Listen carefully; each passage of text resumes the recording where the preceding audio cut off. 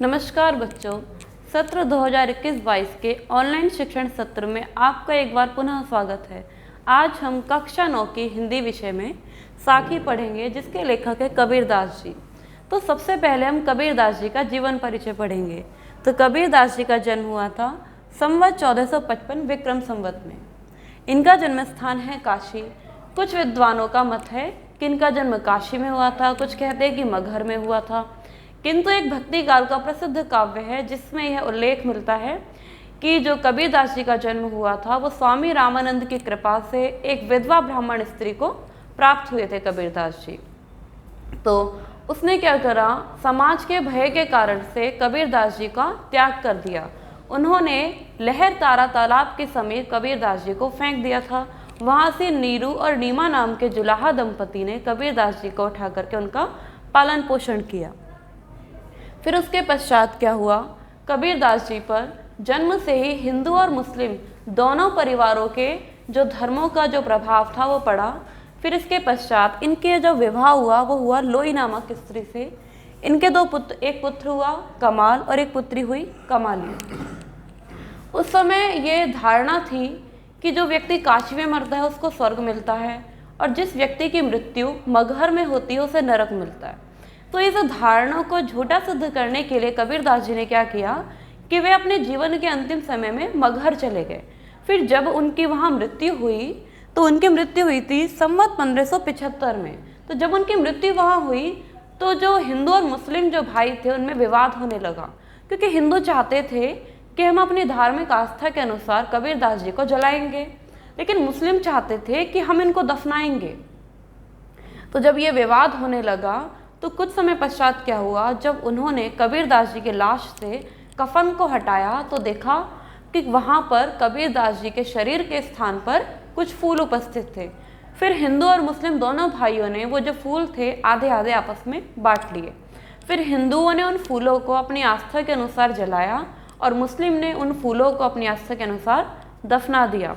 तो यह था कबीरदास जी का जीवन परिचय। जो कबीरदास जी की रचनाएं हैं साखी सबद रमैनी।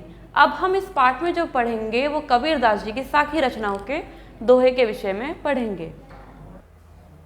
अब हम साखी के प्रथम दोहे में पढ़ेंगे। सतगुरु हमसु रीझी करी एक कहिया प्रसंग, बरस्या बादल प्रेम का भीजी गया सब अंग। अब इसमें कबीरदास जी ने बताया है कि जब सतगुरु की कृपा होती है तो जीवन में क्या क्या परिवर्तन होता है। तो ये कहा है सतगुरु हमसु रीझी करी। सतगुरु ने अर्थात ईश्वर ने हमसु रीझी करी, हमसे प्रसन्न होकर के एक कहिया प्रसंग, एक उपदेश दिया, हमें एक ज्ञान की बात बताई। बरस्या बादल प्रेम का, अर्थात जब ईश्वर का प्रेम रूपी बादल की वर्षा होती है तो भीजी गया सब अंग, तब उसमें मनुष्य का प्रत्येक अंग भीग जाता है। यहाँ पर बारिश के पानी में भीगने का मतलब नहीं है ये। यहाँ पर जो ये कहा गया है कि ईश्वर का जो प्रेम रूपी जल है जब उसकी वर्षा होती है तो मनुष्य जो है उसमें पूरा ही भीग जाता है, अर्थात मनुष्य के अंदर ज्ञान की वर्षा हो जाती है। तो इसमें यह बताया गया है कि जब सतगुरु ने हमसे प्रसन्न होकर के हमें उपदेश दिया तो हमारे अंदर ईश्वर के प्रेम की जो वर्षा हुई, उस वर्षा के जल के कारण क्या हुआ कि हमारे अंदर ज्ञान का नया संचार हो गया। अगला दोहा देखेंगे। राम नाम के पट तरे देवे को कछु नाही, क्याले गुर संतोषिए होश रही मन माही।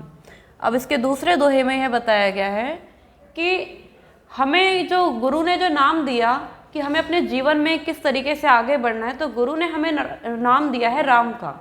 तो गुरु ने जो हमें राम नाम का वो दिया है एक गुण कि आप जो है राम नाम को लेकर के आगे बढ़िए, राम नाम का जप कीजिए। तो गुरु ने तो राम नाम दे दिया, लेकिन हमारे पास ऐसी कोई वस्तु नहीं है जो हम राम नाम के बदले गुरु को दे सकें। तो इसमें यह बताया गया है कि राम नाम के पट तरे, पट तरे का मतलब है समान, तो राम नाम के समान देवे को कछु नहीं, बदले में देने के लिए कुछ भी नहीं है। क्याले गुर संतोषिए, अब ऐसा क्या दूं कि मुझे संतुष्टि मिले, कि मेरे मन को संतोष मिले कि हाँ मैंने राम नाम के बदले कुछ अनमोल चीज़ दे दी है। होश रही मन माही, और मेरे मन में तो खाली अभिलाषा ही रह जाएगी कि मैं राम नाम के बदले कुछ दे सकूं। किंतु सच तो ये है कि जीवन में ऐसी कोई भी वस्तु नहीं है जो राम नाम के बदले में गुरु को दे दी जाए। आगे है, ज्ञान प्रकाश्या गुरु मिलया सो जिनि बिसरी जाई, जब गोविंद कृपा करी तब गुरु मिलया आई। अब इसमें यह बताया गया है कि जब तक ईश्वर कृपा नहीं करते तब तक गुरु नहीं मिलता, और जब तक गुरु कृपा नहीं करते तब तक ज्ञान नहीं मिलता। तो ज्ञान प्रकाश्य गुरु मिलया, जब हमारे अंदर ज्ञान का प्रकाश होता है, जब हमारे अंदर ज्ञान का उदय होता है तो गुरु मिल गया, तब हमें गुरु मिल जाते हैं। अर्थात हमारे अंदर जब तक ज्ञान का उदय ही नहीं होगा तब तक हमें गुरु नहीं मिलेंगे। सो जनी बिसरी जाए, तो इसलिए उस ईश्वर को मत भूलो जिसकी कृपा से आपको गुरु मिला है, क्योंकि गुरु की कृपा से ही आपको ज्ञान मिलेगा। जब गोविंद कृपा करी तब गुरु मिली आई, और गुरु आपको तभी मिलेंगे जब गोविंद आप पर कृपा करेंगे। अर्थात जब तक आप पर भगवान कृपा नहीं करेंगे, जब तक हरि कृपा नहीं करेंगे, तब तक गुरु नहीं मिल सकते, और जब तक गुरु कृपा नहीं करेंगे तब तक आपको ज्ञान नहीं मिलेगा। तो आपको क्या करना है, आपको जीवन में ईश्वर को नहीं भूलना है, उनके उपदेश को और उनके ज्ञान को हमेशा याद रखना है। आगे बताया गया है, माया दीपक नर पतंग भ्रमी भ्रमी इवई पड़ंत, कही कबीर गुरु ज्ञान थे एक आध उबरंत। अब यहाँ पर जो बताया गया है, यहाँ पर संसार की जो तुलना करी गई है वो माया से करी गई है, और मनुष्य की तुलना करी गई है दीपक से।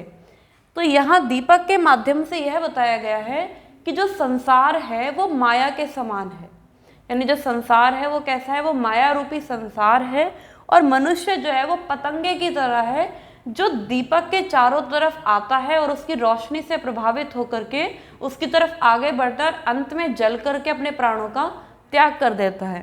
ठीक उसी प्रकार मनुष्य क्या करता है, माया रूपी संसार में आता है, बार बार उसकी चकाचौंध भरी दुनिया से आकर्षित होकर के उसके पास आता है, भटकता है, और फिर वापस उसी में मर जाता है। भ्रमी भ्रमी इवई पड़न, अनेक बार योनियों में जन्म लेता है, कभी मनुष्य के रूप में जन्म लेता है, कभी गाय के रूप में, कभी कुत्ते के रूप में। तो इस प्रकार मनुष्य क्या करता है, अनेक योनियों में जन्म लेता है, लेकिन क्या करता है, एक पतंगे की भांति वो माया रूपी संसार के इर्द गिर्द घूमता रहता है और भटकता रहता है, और अंत में उसी संसार में मर जाता है। किंतु कहे कबीर गुरु ज्ञान थे, कबीर दास जी कहते हैं कि जो एक आध उबरंत, केवल एक आदि मनुष्य ऐसा होता है जिसको ज्ञान प्राप्त हो जाता है कि ये संसार जो है ये मिथ्या है और ईश्वर सत्य है। तो केवल एक आदि ऐसा मनुष्य होता है जिसको संसार की वास्तविकता का पता चल जाता है और वो इस सारे भ्रमजाल में नहीं पड़ता है। तो वो मनुष्य वो होता है जिसको ईश्वर का सच्चा ज्ञान मिल जाता है, अर्थात जिसको गुरु मिल जाता है, वो ही ऐसा मनुष्य होता है जो इस माया रूपी भ्रमजाल से बच पाता है। तो अब हम आगे के दोहे देखेंगे। अगला दोहा देखेंगे, जब मैं था तब गुरु नहीं, अब गुरु है हम नाही, प्रेम गली अति साकरी तामे दोना समाही। अब इस दोहे में कबीर दास जी कह रहे हैं कि गुरु और शिष्य के बीच में एकता का भाव होना चाहिए, तभी वो दोनों एक हो सकते हैं, तभी उन्हें सच्चा ज्ञान मिल सकता है। तो यहाँ पर जो बात हुई है, यहाँ कहा गया है कि जब मैं था तब गुरु नहीं, कि अगर ये सोचते रहोगे कि मैं था तो गुरु नहीं थे और गुरु थे तो मैं नहीं था, यानी जब तक तुम ये सोचोगे कि गुरु अलग है और मैं अलग हूँ, तब तक आप दोनों एक नहीं हो सकते हैं, तब तक आप जो हैं आपको सच्चा ज्ञान इस दुनिया में नहीं मिल सकता, आपको कोई भी सच्चा ज्ञान नहीं दे सकता। तो यहाँ पर गुरु और शिष्य की एकता पर प्रकाश डाला गया है कि उनके बीच में एकात्मता का भाव अति आवश्यक है। प्रेम गली अति सांकरी, क्योंकि प्रेम की जो गली है वो बहुत अधिक सांकरी है, पतली है।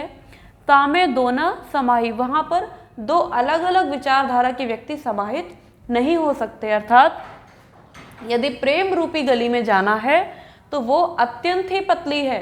तो उसके पतलेपन को देखते हुए आपको एक होना होगा, और आप ये नहीं कह सकते कि जब मैं था तब गुरु नहीं थे, गुरु था तो मैं नहीं था। तो ये सारी विचारधारा को छोड़ना पड़ेगा और गुरु और शिष्य को एक होना पड़ेगा, क्योंकि प्रेम की जो गली है वो अत्यंत ही सांकरी है, पतली है, उसमें दो लोग एक साथ समाहित नहीं हो सकते हैं। वहाँ वही व्यक्ति जा सकता है जो कि एक ही है। तो अगला दोहा देखेंगे, भक्ति भजन हरि नाव है, दूजा दुख अपार, मनसा वाचा कर्मणा, कबीर सुमिरन सार। अब कबीर दास जी कह रहे हैं यहाँ पर कि संसार की जितनी भी चीज़ें हैं वो सब क्या हैं, दुख है। यानी संसार की जितनी भी चीज़ें हैं वो दुख है, मोह माया है। केवल उन्होंने क्या कहा है कि हरि का भजन, हरि की भक्ति ही एक सच्ची हरि की नाव है। तो भक्ति भजन हरि नाव है।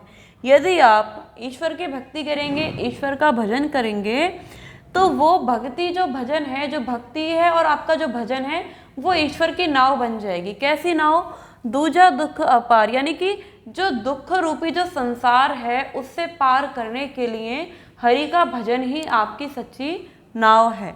मनसा वाचा कर्मणा, इसलिए मन वाणी और कर्म से कबीर सुमिरन सार। कबीर दास जी कहते हैं कि ईश्वर का सुमिरन करना चाहिए, ईश्वर का भजन करना चाहिए, क्योंकि यदि दुख रूपी संसार से आपको अपनी नैया पार लगानी है तो हरि का भजन करके हरि को अपनी नाव बनाना पड़ेगा, तभी आप इस माया रूपी संसार से पार पा सकेंगे।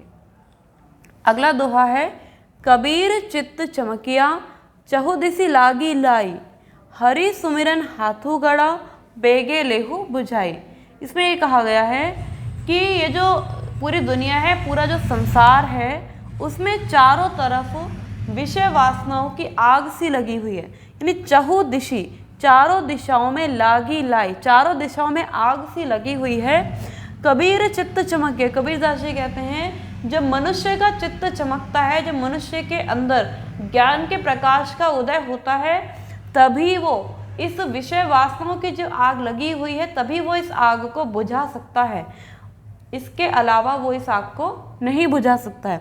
तो हरि सुमिरन हाथों गढ़ा, जिस व्यक्ति के पास हरि के सुमिरन करने के पश्चात उसके पुण्य कर्मों का जो घड़ा उसके पास आया है, उस पुण्य कर्मों की जो घड़े का मतलब यहाँ पे है कि पुण्य कर्मों का जो ज्ञान उसने इकट्ठा करा है, उस ज्ञान के जरिए वो इस आग को शांत कर सकता है, इस आग को बुझा सकता है, अन्यथा नहीं। तो यहाँ कहा गया है हरि सुमिरन हाथू गढ़ा, बेगे लेहू बुझाई। तो ये अत्यंत वेग की जो आग है, इसको वो अपने जो उसने घड़े में जो पुण्य कर्म संचित करे हैं, उन पुण्य कर्मों के जरिए ही वो इस तेजी से बढ़ती हुई आग को बुझा सकता है। अर्थात जिसके अंदर, कबीर दास जी कहते हैं कि जिसके अंदर प्रभु का ज्ञान उदय हो गया है, ज्ञान का प्रकाश आ गया है, वही इस संसार से पार पा सकता है और वही इस आग को बुझा सकता है। आगे है, अनशड़ियाँ झाई पड़ी, पंथ निहारी निहारी, जीभड़िया छाला पड़िया, राम पुकारी पुकारी। कह रहे हैं कि जब तक आपका मन साफ नहीं है, तब तक आप कितना भी भगवान को बुला लीजिए, भगवान नहीं आएंगे। क्योंकि यहाँ पे इन्होंने क्या कहा है, अनशड़ियाँ झाई पड़ी। अब आपका मन तो साफ नहीं है, लेकिन आप भगवान की राह देख रहे हैं, आपकी आंखों में झाइयाँ पड़ गई हैं भगवान का निहारते निहारते कि भगवान आएंगे। पंथ निहारी निहारी, रास्ता देखते देखते आपकी आंखों में झाइयाँ पड़ गई हैं। जीबड़िया छाला पड़े, और जीभ पर छाले पड़ गए हैं राम नाम को पुकारते पुकारते। किंतु राम तब तक नहीं आएंगे जब तक कि आपका मन साफ नहीं होगा। तो भगवान आपके पास आएंगे, आपको ज्ञान देंगे, इसके लिए ज़रूरी है कि आपका अंतर्मन साफ हो, आपके मन में किसी के लिए भी राग द्वेष जैसी भावनाएं ना हो। इस दोहे में हम देखेंगे, झूठे सुख को सुख कहे, मानत है मनमोद, जगत चवेना काल का, कछु मुख में कछु गोद। यहाँ पर यह बताया गया है कि मनुष्य का जो मन होता है वो अपनी खुशी के लिए अपनी मर्जी से हम कुछ भी मान लेते हैं। अगर हमें कोई चीज़ गलत भी है और वो सही लगती है तो हम कह देते हैं नहीं ये सही है, और कुछ सही चीज़ गलत लगती है तो कह देते हैं कि ये गलत है। तो मनुष्य का मन ऐसा ही है कि अपनी मर्जी का मालिक है।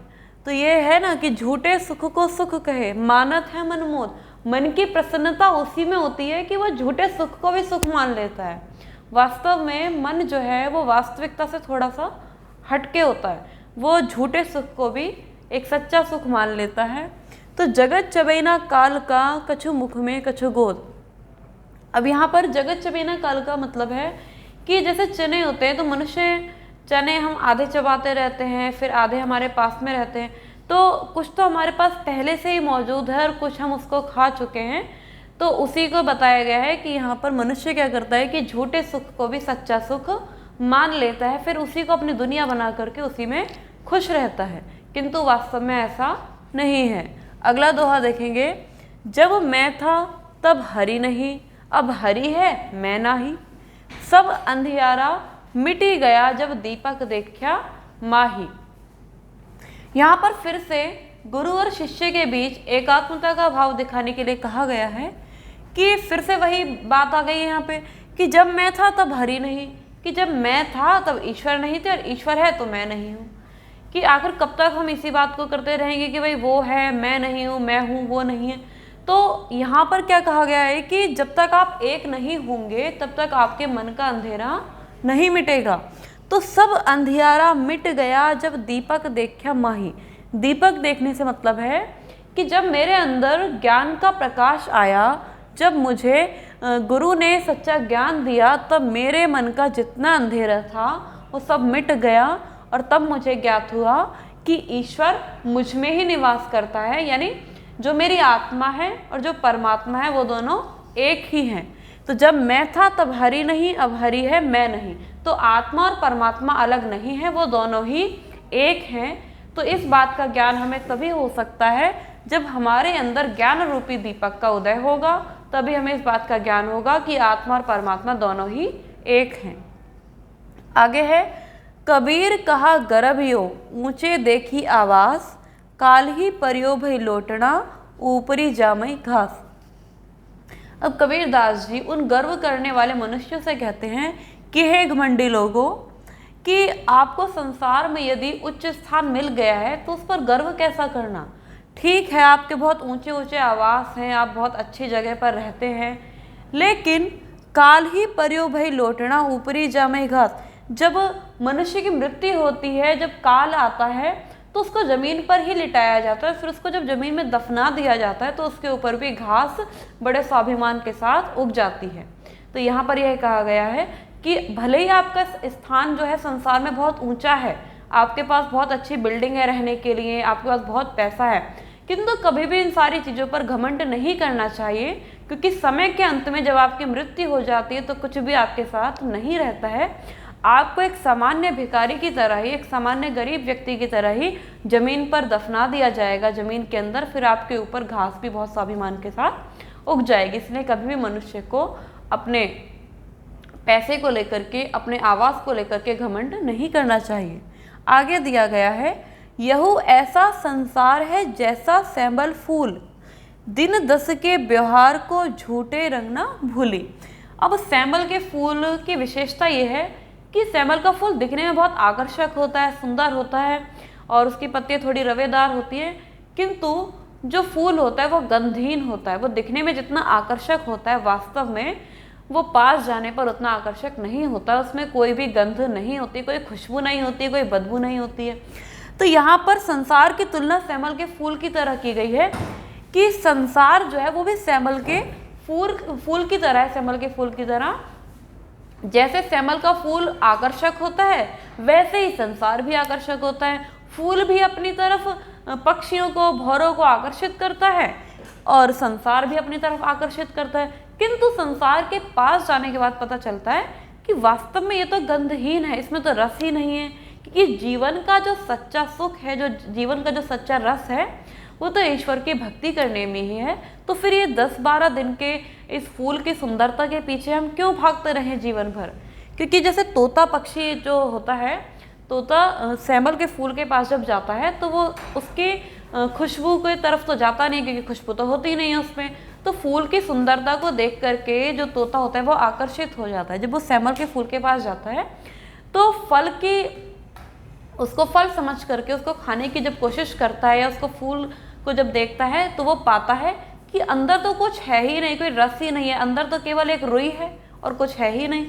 तो यहाँ पर तोते के माध्यम से बताया गया है कि मनुष्य भी कुछ ऐसा ही है कि वो संसार के चक्कर में क्या करता है कि उसकी तरफ आकर्षित हो जाता है, और जब वो संसार में डूब जाता है, उसकी तरफ आगे बढ़ता रहता है, आकर्षित होता रहता है, तो अंततः उसे पता चलता है कि वास्तव में जो संसार है वो रसहीन है, उसमें कोई रस नहीं है, क्योंकि जीवन का जो अंतिम लक्ष्य है वो तो परमात्मा की प्राप्ति ही है, और वास्तव में जीवन का अंतिम लक्ष्य होना भी परमात्मा की प्राप्ति ही चाहिए। तो आगे है, इहि औसरी चेत्या नहीं, पशु ज्यों पाली देह, राम नाम जान्या नहीं, अंति पड़ी मुख शेह। अब यहाँ पर उन मनुष्यों के लिए बात की गई है कि जिनको पता ही नहीं है कि जीवन का उद्देश्य क्या है, कि जो संसार में आ तो गए हैं, लेकिन उन्हें ऐसा लगता है कि भाई जीवन में हम संसार में आए हैं तो बस एक नौकरी करेंगे, पैसे कमाएंगे, खाएंगे, बस इतना ही है। जीवन का ये पता ही नहीं है कि कहाँ जाना है, क्या करना है। तो ये उन लोगों के लिए है जिनको अपने जीवन का वास्तविक उद्देश्य पता ही नहीं है। वास्तव में जीवन का जो उद्देश्य है वो है आत्मा का परमात्मा से मिलन। तो जीवन का लक्ष्य होना चाहिए कि ईश्वर की प्राप्ति, ईश्वर का ध्यान करना, ईश्वर का भजन करना। तो यहाँ पर कहा, इहि अवसरी चेत्या नहीं, कि यदि इस अवसर पर भी मनुष्य नहीं चेता, नहीं जागा, पशु ज्यों पाली देह, और यदि अपने शरीर को जानवर के समान पालता रहा, तो क्या फायदा इस मनुष्य के शरीर को प्राप्त करने का, क्योंकि राम नाम जान्या नहीं। यदि आपने मनुष्य का शरीर धारण करके भी राम रूपी नाम को नहीं जाना, एक अमृत तुल्य नाम को नहीं जाना, तो जीवन तो आपका व्यर्थ गया। अंति पड़ी मुख से, अंत में आपके मुख पर भी धूल पड़ जाएगी।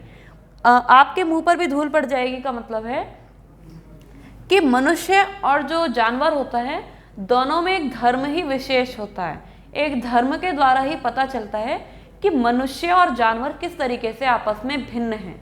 क्योंकि जीवन में खाना पीना है या अपने बच्चों का ध्यान रखना है, तो जानवर भी करता है, एक मनुष्य भी करता है, लेकिन जो विशेष है वो दोनों में धर्म है और ईश्वर का भजन करना है। क्योंकि जानवर कभी भी ईश्वर का ध्यान नहीं लगाता है, कभी भी जानवर दीपक नहीं जलाता है, कभी जानवर पूजा नहीं करता है, लेकिन ईश्वर की पूजा जो इंसान है वो करता है।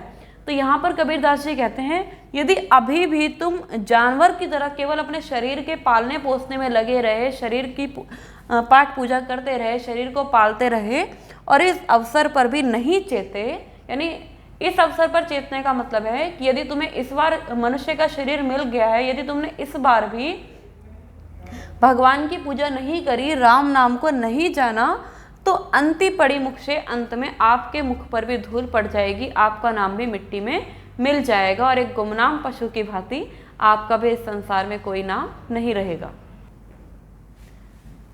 कबीरदास जी कहते हैं, यह तन काचा कुंभ है, लिए फिरे था साथी, ढबका लागा फूट गया, कछु ना आया हाथी।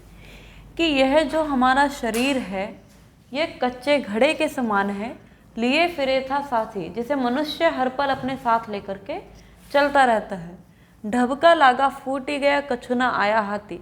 यहाँ धक्का लगने का मतलब है कि जीवन में कोई दुर्घटना हो जाए या फिर कुछ भी हो सकता है, तो जब शरीर नष्ट हो जाता है तो फिर उसके बाद कुछ भी हाथ नहीं आता। यानी कि जब तक आपका शरीर है, जब तक आपके शरीर में प्राण है, तब तक तो आप कुछ कर सकते हैं जीवन में, लेकिन जब आपका शरीर नष्ट हो गया तब कुछ भी आपके हाथ नहीं आएगा। इसलिए जब तक आपका शरीर है तब तक कुछ ना कुछ जीवन में अच्छा काम कर लीजिए। तो यह तन काचा कुंभ, यह जो शरीर है कच्चे घड़े के समान है, जिसे मनुष्य हमेशा अपने साथ लेकर के चलता है। ढबका लागा फूट गया, किंतु जब कोई दुर्घटना हो जाती है, मृत्यु हो जाती है, तो मनुष्य का जो शरीर है वो नष्ट हो जाता है, वो खत्म हो जाता है। कछु ना आया हाथी, और एक बार शरीर यदि नष्ट हो जाता है तो आत्मा भी दूसरे शरीर में प्रवेश कर जाती है, और फिर मनुष्य के हाथ में कुछ भी करने लायक नहीं बचता है। आगे है, कबीर कहा गरबियों, देही देखी सुरंग, बिछड़िया मिलबो नहीं, ज्यों कांचुली भुवंग। और अब जो है कबीरदास जी ने फिर से जो अपने शरीर पर गर्व करते हैं, उन गर्व करने वाले लोगों के लिए कहा है कि देही देखी सुरंग, कि शरीर तुमने देखा होगा, सभी के पास शरीर है, तो फिर घमंड करने का तो कोई मतलब नहीं है, क्योंकि बिछड़िया मिलबो नहीं। अब इस शरीर को तुम कितना भी सजाते रहो, कितना भी कुछ करते रहो, तो कोई फायदा नहीं है ना, क्योंकि बिछड़िया मिलबो नहीं। यदि ये बिछड़ जाएगा, ये शरीर नष्ट हो जाएगा, तो दोबारा तो मिलने वाला नहीं है। ये ठीक उसी प्रकार दोबारा नहीं मिलेगा ज्यों काचली भुवग, जैसे कि सांप जब अपनी पुरानी कैचली को छोड़ता है तो नई कैचली को धारण कर लेता है, किंतु पुरानी कैचली चाहे उसकी कितनी भी अच्छी क्यों ना हो, कितनी भी चमकदार क्यों ना हो, उसे उसकी पुरानी कैचली दोबारा नहीं मिल सकती। ठीक उसी प्रकार मनुष्य की जो आत्मा होती है वो पुराने शरीर को छोड़ करके नए शरीर को धारण कर लेती है और फिर उस आत्मा को वो पुराना शरीर नहीं मिलता है। इसलिए अपने शरीर पर घमंड नहीं करना चाहिए। तो बच्चों, हमने कबीरदास जी की साखी में जीवन के महत्वपूर्ण उपदेशों को जाना है। हमने यह जाना है कि ईश्वर की कृपा से क्या हो सकता है, गुरु की कृपा से क्या हो सकता है, जीवन में एकता का भाव कितना जरूरी है। तो इस प्रकार हमने जीवन के महत्वपूर्ण उद्देश्यों को जाना है और हमने गुरु के उपदेशों को जाना है। अब हम इस पाठ के जो आपके नोट्स हैं वो आपको PDF के माध्यम से आपके WhatsApp ग्रुप में भेज देंगे। धन्यवाद।